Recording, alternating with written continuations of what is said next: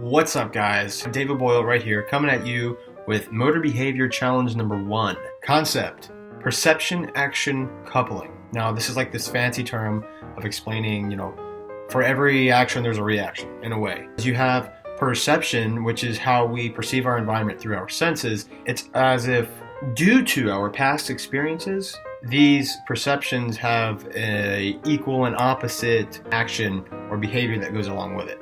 So today I'm going to describe a little bit about how, with athletes and lifting, how this can kind of correspond. So the meaning of an athlete and what an athlete does can be quite a broad topic, considering that all the diverse ranges of sports and athletic events that take place around the world. Some examples of these popular sports could be like soccer and baseball, but it also goes all the way to the sports of less popularity like competitive eating, chess, and even video games. What is quite interesting is the fact that in one spectrum, some athletes of these sports, they act, move, look, and even think completely different than their counterparts. But I believe there to be one thing can determine just how competent, successful, and unique an athlete in any sort might be. And this is perception action coupling. We know this method to be commonly defined as how the environment around us specifies our behavior, which in turn filters out a response that's dependent upon our past experience, practice, and repetitions through mocked situations of that one that's present at hand.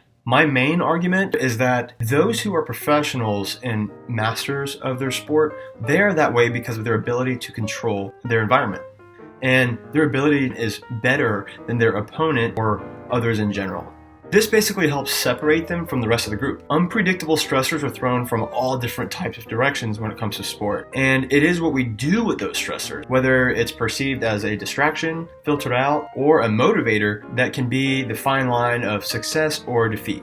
This personally applies in present time and how I lift. What I love about this example when it comes to perception of your environment, two things. First, you can control the environment and what stressors are put in front of you. And second, there's literally one goal. The one goal that you have is to literally pick up the weight and put it down. Press and descend. It's simplified. It is the sole focus that over time and consistency gives you a return of your investment, which in this case is hard-earned muscle. What is different about training in weights is that you have the power to literally almost control your whole environment. Aside from maybe the temperature in the room, if it's a public place. We realize that our sensations are the bridge of communication between our mind and our environment. Also, as if it's the language between the two. Once our environment is detected, it then sends a signal to the brain that can perceive what it is exactly that was sensed. Through this follows its sequence into interpretation, and with every interpretation comes a corresponding action or behavior. What weightlifters do is they train themselves to put out the best behavior and or action in this case that they can through the control of neuromuscular transmission and the relationship between these two cells in our body, meaning the relationship between our nerves and our muscle cells, and how well we can combine the two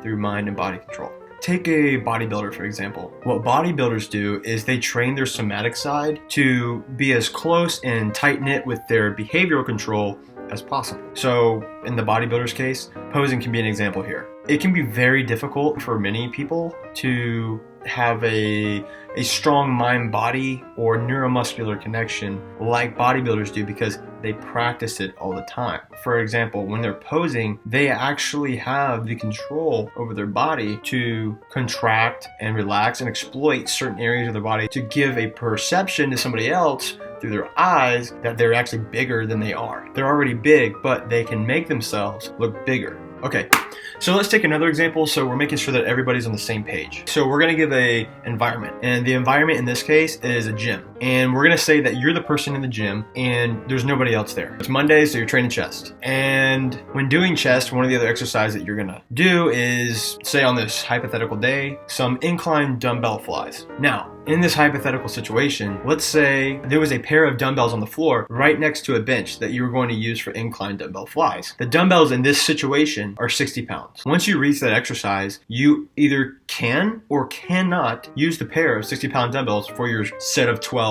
on flies, because you either can or cannot do it. The determining factor to whether your behavioral response is to pick up the 60s and use them or to pick them up and rack them is determined upon the sensation that you get when you pick them up. So in this case, the interpretation through this sensation could be quote unquote, I got this is a good working weight, or it could be quote unquote, holy cow, this is too heavy, I need the 20s. Once the weight of the dumbbell is like literally lifted, when you get that physical feeling of the weight and it's detected, then comes the perception of yes or no on whether you should use them or not before you take them to the bench or to the rack. I personally have been on both sides of these responses, and there is nothing wrong with either response. I believe the answer to why this yes or no response exists lies upon the past. It is by your past experiences, successions, and failures that will help determine our present response and that in the future. The model of using strength is so easy to follow because in weight training, progress is laid out by numbers. Sets, reps, weight lifted, frequency, volume, intensity, Borg scale, and so on. It's all measured by numbers, so it's easier to follow. There's no skipping in neuromuscular growth. So in this case, the neuromuscular growth that's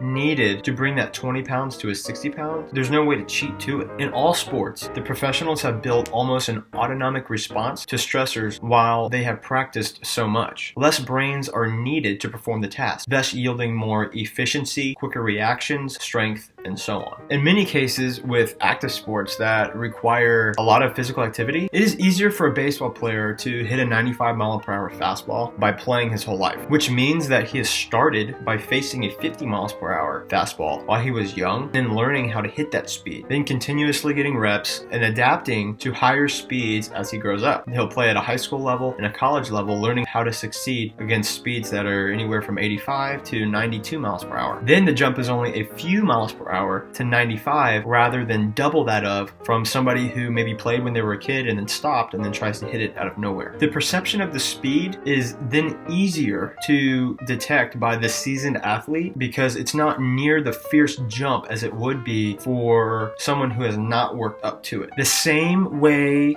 for the weightlifter in training. Best to start with weights that can be handled, then season yourself over time to build up strength that's desired with the correct progressions, form, and safety. There's no way around it, and there's no cheating when it comes to strength because you can't just jump triple the weight. Like, you literally cannot. The key is this: control your environment the best way possible. We learned that time and time again from Lobel's Sensation, The New Science of Physical Intelligence. Loving the book. How there is so much outside of our body that influences what we think and how our bodies move and perceive the environment. This is why athletes practice majority of the time in controlled environments, so that the mastery of perception action coupling can take place there. The more control that you have on what is faced and what surrounds you, the higher chance for success when the environment is not so fixed. This is why when training for any sport takes place, the athletes try to mock the environment that they will face as best as possible. In that, the action required to be successful will be second nature in real life or in the game. So to wrap this all up, whenever you're faced with any challenge or goal to meet at any time whatsoever, control your environment as best as you can. If the goal seems far off and time consuming to reach, don't jump straight to it. There are no loopholes, and we cannot be afraid to work and fail. We as humans evolve every single day based upon our environment and the perceptions of it, and it's up to us into taking matters into our own hands. It is up to us to reach our individual goals, and it's up to us to control our actions. To control our actions, we need to control our environment, so that in that way we perceive things the way that we want to and then act the way that we desire. So let's not grab those heavy 60s until they feel like 20s. I hope this helped. It's very, very hard for me to put this together, but I learned a lot, and I hope that you did too. Look forward to the next one.